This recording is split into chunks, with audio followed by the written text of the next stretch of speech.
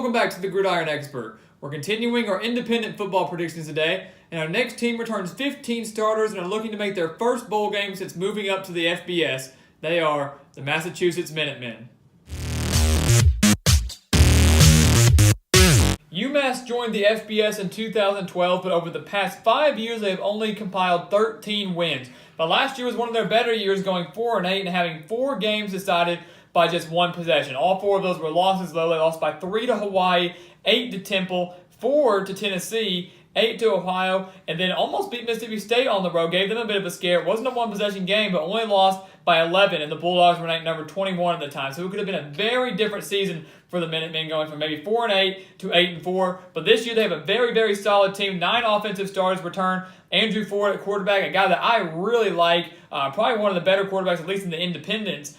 He threw for nearly 3,000 yards last year, 22 touchdowns, and just 4 interceptions. They also returned the running back in Marquise Young, who had 982 yards on the ground last season. Then Andy Isabella, who was the leading receiver for the Minutemen, 1,020 yards last year and 10 touchdowns. This offense is going to be pretty solid, along with 4 offensive linemen returning for them. On defense, Isaiah Rogers and Lee Moses are going to lead this Minutemen secondary, and Brighton Barr and Gerald Addo lead the linebackers. So the linebackers in the secondary, I think, are going to be the strength for this Minutemen defense that returns 6 starters there. So this is a UMass team that has a very, very good shot at getting to their first bowl game since joining the FBS back in 2012. So they open up against Duquesne, no worries there, an easy win for the Minutemen to see kind of where this team's at. And then it gets a little tough. You have 3 straight road games, so not very favorable there. And actually 4 of their next 5 games are going to be on the road. Boston College on the road. I do not see Massachusetts going on the road and beating the Eagles. An Eagles team that I really like this year, led by A.J. Dillon at running back. They got Anthony Brown at quarterback, finally finding that identity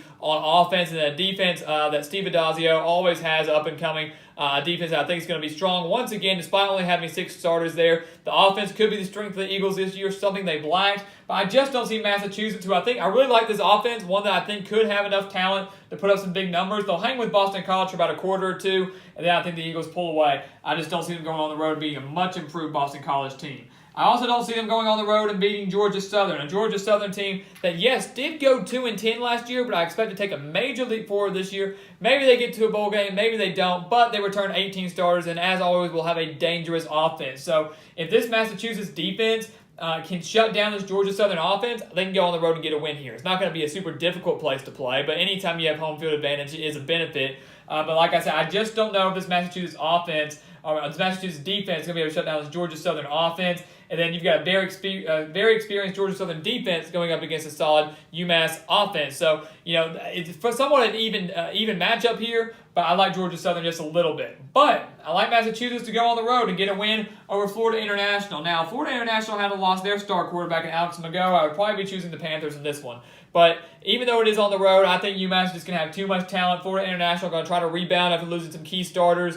And I think that UMass gets a big-time win on the road, one that's going to help them big time if they want to try to get to a bowl game. So they're 2-2 going into Charlotte, a Conference USA team that has struggled a lot since they joined the FBS. Really doesn't have much of an identity on offense either. Should be improved from last season, but Massachusetts should take pretty easy care of them. And it's their second home game, and they're already in week 5. So I think they're going to get a big-time win there, returning to home. At Ohio, a team that a lot of people have pegged as the best team in the MAC. Last year, UMass hung with them. It was at home, but they only lost 58-50, so a very, very close game. But Ohio's quarterback, running back, and leading wide receiver return, and they returned 3 starters in the secondary. So they returned 8 on offense and 4 on defense. This is an Ohio team that I do think will be one of the best in the MAC conference, and I just don't see Massachusetts going on the road and defeating Ohio. I think it could be close, like last year's 58-50 meeting, but I don't think they're going to be able to go on the road and get the job done against the Bobcats. So their 3rd loss there. And then South Florida, back at home. They're coming off a bye week. And this is a very intriguing Bulls team that I've been borderline here. Charlie Strong, I think, has done a great job with South Florida last year. I know last year was just his first year after getting fired at Texas, but they lost some big-time starters. Quentin Flowers, Darius Tice, and some big-time starters on the defensive side of the ball. But I think South Florida is still going to have plenty of talent on the offensive side of the ball. Still too much speed for the Minutemen in this game. So despite it being at home, I think they get a loss here to South Florida. And so right now they're 3-4. They're 3-4 going into their bye week. And this is where they're, like I said, they're going to have to make a big-time run here down the stretch. You got to win 3 of their last 5 games to get to a bowl game. And I think they can do it. They got Coastal Carolina to start, a Coastal Carolina team that returns 12 starters, 7 on offense, 5 on defense, loses their star quarterback in Tyler Keene. But should have a solid replacement there. A Coastal Carolina team that last year was their first year in the FBS, nearly upset Arkansas. Even though Arkansas was bad last year, it was on the road against an SEC team, only losing that game 39-38, and went 3-9 in their first year. Last year, they also beat UMass 38-28. Yes, it was a home game for Coastal Carolina, but still, they beat UMass by 10 points.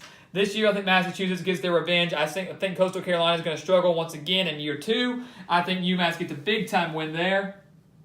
And I think they get a win on the road against UConn, a UConn team that only returns 2 defensive starters. So you put this offense that I'm really high on at Massachusetts. I really, really do like this Massachusetts offense. I think a lot of these guys came back, maybe not because they were not NFL ready, but also because they want to try to get Massachusetts that first bowl game. This is some talent that we don't talk about a lot. You're overshadowed by the Power 5 schools, and you've got Notre Dame in the Independents, you got Army in the Independents, but they have some decent talent here in Massachusetts, enough to get back to a bowl game. And so this really strong offense that I like going up against a very, very weak UConn defense. Even though it's on the road, I think Massachusetts gets a big-time win there. And then I do think they clinch bowl eligibility here against the Liberty Flames with a win there. Liberty, like Coastal Carolina last year, making the transition from FCS to FBS. First year for the Liberty Flames in the FBS. Yes, they beat Baylor in the season opener. This game at Massachusetts, though, I think Liberty will struggle in their first year in the FBS, like many teams are expected to do, and like many teams usually do.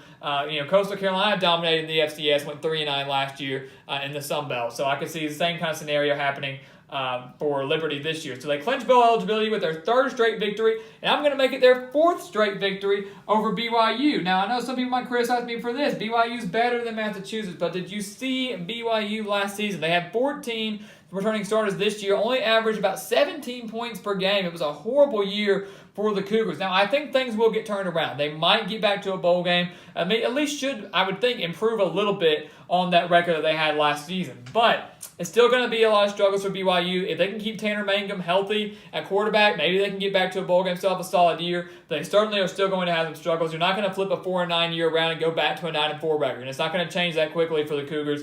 It's at home for Massachusetts. They're riding high after 3 straight victories. And I think I really like, on both sides of the ball, I like Massachusetts better than the Cougars. So they're going to get their 7th win here. Then on the road at Georgia. Last year, UMass hung with Tennessee on the road, only losing by 4. Hung with Mississippi State on the road, only losing by 11, giving them a scare. So they gave 2 SEC schools some scares on the road last year, but I don't see that happening with Georgia this year. This is a Georgia team that we're talking the national runner-up last year. Lost to Alabama in devastating fashion in overtime in the national championship game. They got Jake Fromm, they got DeAndre Swift. They're going to have a solid defense under Kirby Smart, as always. This is a Georgia team that is going to win the SEC East again, could potentially make the college football playoff again. UMass, I really don't think stands much of a chance against the Bulldogs here. But that's no need to worry for them. They are 7-5.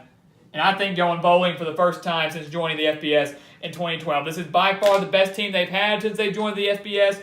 Tons of talent on offense. The defense is going to be solid. Like I said, the linebackers in the secondary especially. I'm really high on this Massachusetts team. I think they could honestly get to the 7-5 mark. If they don't get to 7-5, maybe they lose to maybe they lose to Florida International. Maybe they lose to BYU. Maybe they lose to one of these teams. They're still going to go 6-6. So I don't see any of these games that they lose 2 of them. I don't see any of these wins where Massachusetts loses 2, so they fall 5-7 or worse. I do think Massachusetts gets back to a bowl game right now, and I have them going to a somewhat decent one with a 7-5 record. So a big-time breakthrough year for the Minutemen. So as always, please go check us out on Twitter at Gridiron Expert, on Instagram at The Gridiron Expert, and always here on YouTube. Please continue to like, comment, and subscribe, and we will see you next time on The Gridiron Expert.